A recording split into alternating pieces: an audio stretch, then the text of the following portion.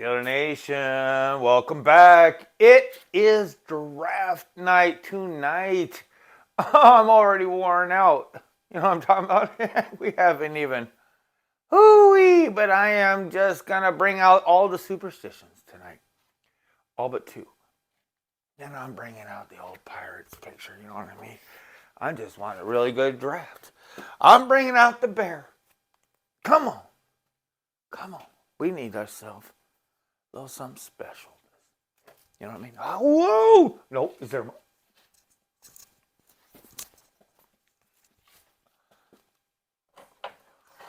Bringing out the old dog. The old gift. Steeler Nation, we are going to have ourselves a heck of a draft. It may not be the thing that everybody wants to see, but I'm looking forward to catching you out there in the chats everywhere. Look, I'm not good enough to do anything like top 100 or anything like that. Thank you for watching. Please press like if you would. I remember before I started this podcast, I would never ask anybody to smash the like button. So lightly press it. Subscribe. But more importantly, if there's any kind of way you could share my program, just say, hey, some of you people might like this fella. Put it out there, however you do your deal. This draft, like I already told you, I'm all worn out. You know what I mean? But I'm coming into this, I'm at like 13 and a half months, 14 months now doing this SteelerWadeShow.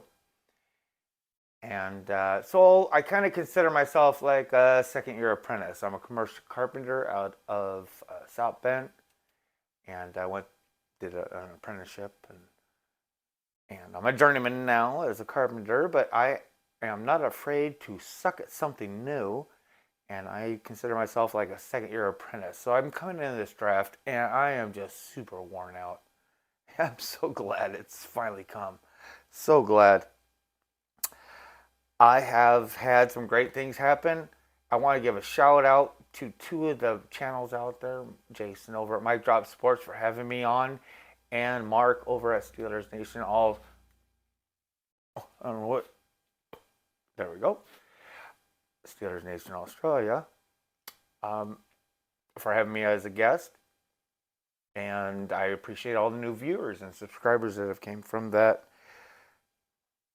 What I wanted to do is that I just wanted to go through, like, this is my journey. I'm still a fanboy, and I'm going to stay a fanboy, I just am. I figure, And as a fanboy that's learning more with the show, I started getting these crushes, on these players.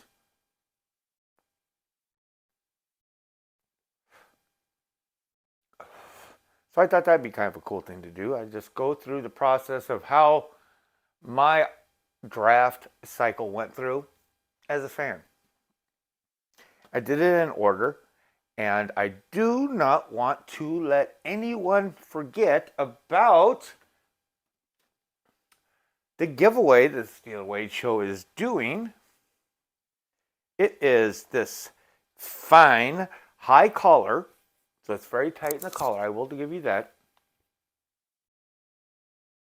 First giveaway by the SteelerWadeShow. All you have to do is comment who you think the Steelers are going to pick tonight, or who they're going to pick in the first draft. That's all you got to do. That's all you got to do. Just put down a name. And I just talked to my fella. If you've been watching the podcast, I have 6 more coming. And I'm just going to keep on doing it. And I have this tavern that I'm going to get like 40 wings from tonight. My bride and I are just she's going to indulge me tonight watching the draft. And this tavern down the road and that I talk about. And I think I'm going to end up buying some of their merch and just giving away, because I like things from places far away with the names on them. It's just the way it is. But I guess I'm done smoking. Do not want to catch the picture on fire. So, whew, man, this draft. I do want to remind you, please, I have started the. Please don't be offended when I say charity, because that's the only word I'm just going to come to my brain. Charity. It's a GoFundMe for Books for Inmates, SteelerWadeShow Books for Inmates. You'll be in the descriptions. I'm asking people to donate if they have something they could donate. And I'm also asking people to please provide people that you think that would like receiving things. You can always reach me at SteelerWadeShow@gmail.com. All that stuff needs to be on the side, obviously. Don't hate Deuce 88. Muth, I believe, will be picking number 2. Remember Chase Claypool? I don't want to talk about that, but I think Cam Hayward is on tonight, which would be great. So please donate for the charity. I'm going to send out books for inmates. That's what I'm trying to do. Follow me on X at SteelerWadeShow. I try to put out it's, you know, it is what it is. It's my journey that I go through. You know, it's half-assed personal. But when I go through a lot of things with the Steelers and stuff like that, it's all about the show that I'm trying to do. So it's, you know, if I, you know, you don't want to see a post about Judas Priest or the Pirates or, you know, then, yeah, you know, whatever. But I came up with this list, and I try to do this in the best order that I remember. And I kind of like St. Nick. You know, I've checked it twice. The very first person, so here we go. Press like, folks. First person I came out with was James Williams, the safety out of Miami. He was the first fella that I was like, ooh, 4th round. These feelings that I'm giving you are just what I went through at this time, and they go to the next, to the next, to the next. My second crush was Ray Davis, running back from Kentucky. There is a draft guy out there that is just very entertaining to listen to. If you don't know, his name is Bro Schmo. And he just mentioned it, talking about him and his story, so I researched it and found out more things on my own. Do it yourself. I fell in love with him. As I watched tape on Ray Davis to find out if I like him or not, I ended up falling in love with this guy named Eli Cox. Cox. Number 75. And he plays for Kentucky. And he's going to come out next year. And that's all I want. Eli Cox as my center next year. Maybe I fell into the thing of Broderick needing to go left. Or that's what, I don't know. But I fell in love with Taliese Fuaga from Oregon State. You know, and at that point of the draft cycle, I put a podcast out there. I'm like, hey, Steelers should go up for this guy. And I'm still not completely away from that. I am not, okay? But that was my next one. The next guy after that was the center from Michigan, Drake Nugent. I was looking into centers, you know, and I think Drake Nugent would be a fine man to have on the team. The winter was rolling along, and I ended up falling for Sedrick Van Pran for obvious reasons. He has more snaps, you know, than anybody, and it's SEC. I mean, it's easy to fall in love with that guy, you know. And then I ended up seeing that interview. He had a press conference. I don't know if it was Combine or whatever, but then Amarius Mims came up and asked him a question. Dude, he's cool, man. He's a rad center. I fell in love with him. And things started changing around, you know, and I started falling for Brian Thomas Jr. because I started thinking about, I just don't want offensive line in the first round. I just don't want it, you know. I want money. Money, money, money. And so I started watching these different wide receivers, and I started falling in love with Brian Thomas Jr. And I did a podcast on him. I could just I'll put it in one thing is that I could just for 4 years, I could watch him leave the line. That's it. That first 6 yards is just beautiful. I mean, it's almost magical. I hope that's who we pick tonight, actually, or A.D. Mitchell. But if I had it my way, if they believe that George Pickens is an actual X receiver, but I do not think he is, but if they do, I would love to have Brian Thomas Jr. I do not think George Pickens is ready for that yet. I want A.D. Mitchell. Okay, that's tonight. In a couple hours.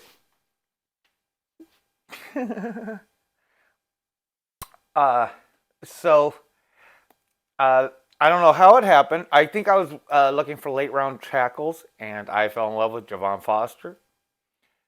He's the left tackle, and I still think he's awesome. I mean, I think he's a solid pick, for whatever. And he's got a lot of snaps, and he's a Michigander, and his mama is a post office lady, and I liked everything about it. He ended up, I seen when I was doing the research, I came across like 3 different interviews, and one of this nerdy guy ended up asking him a question about, out of the blue, like, oh, so what kind of music are you listening to? And he says, well, it's somebody you really probably haven't heard of. His name is Babyface Ray. He's a Detroit cat. And dude, this guy slaps. It really does slap. It slaps. I've put it in descriptions in my past podcasts, like Tahoe and shit. It's cool, dude. He's cool. But I'm watching all this tape, and I just can't not get enough watching him play on the left side of this Missouri team. And as I'm watching it, I'm like, who in the heck is this running back? I mean, this guy is doing crazy things. Crazy things. My next crush was Cody Schrader. I ended up talking about him on a later podcast. But it was just, when I found out that he came in from like a 2A school, came in to Missouri as the 7th place running back, and ended up getting all these. I mean, it's crazy. It's wild about this guy. Cody Schrader is so cool, and it's like, there's this one draft guy out there, a different fellow, that I ended up commenting on one of his things. I'm like asking him, what do you think about Cody Schrader? And he says, I think he's overrated. And I'm like, who the fuck rates Cody Schrader? Everywhere I see, he's like at 300 and this and that. I'm like, he ain't got no love. How can he be overrated? But that's just the way it goes with the people you like. The way they say, sometimes they say things that you don't like, and then you still like. I still like the guy. Still watch his shit. So it was Cody Schrader. I ended up. This is my journey. I ended up posing a question to Steelers Now, the afternoon drive. That's my favorite, daily show, and watch it every day, if not late. And they were so cool, and they answered my question. And Alan Saunders just shot my shit down, and he mentioned, because I was talking about Javon Foster, because I recently, got all Twitter pated, and talked about Roger Rosengarten. So I ended up watching a lot of stuff on Roger Rosengarten, right? So as I'm watching Roger Rosengarten, I did this podcast, and he's so cool, like almost all the way to the end. And the guy that is sending Roger Rosengarten into the second round, because this guy has got amazing hands.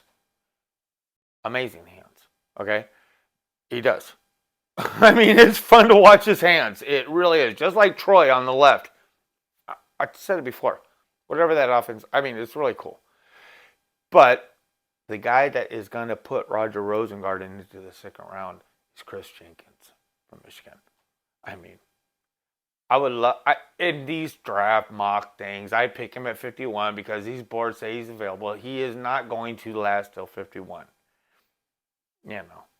He's not. I wish he would, but he's not. watching that tape, watching that Roger Rosengarten stuff, I started getting the deep liking for Odunze, the wide receiver from Washington.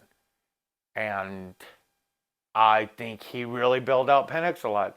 I think he, to quote one of my favorite people out there, Big G, is like, he is Heinz Ward 2.0. I would do whatever it took. There's a local guy in Pittsburgh, Fittipaldi, or something like that. I don't know what his name is.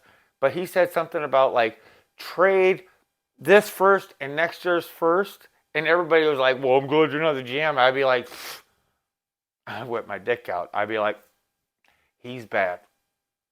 And I would do whatever they wanted me to do. Whatever they wanted me to do to get Odunze in this draft. Whatever they want us to pay. I don't care.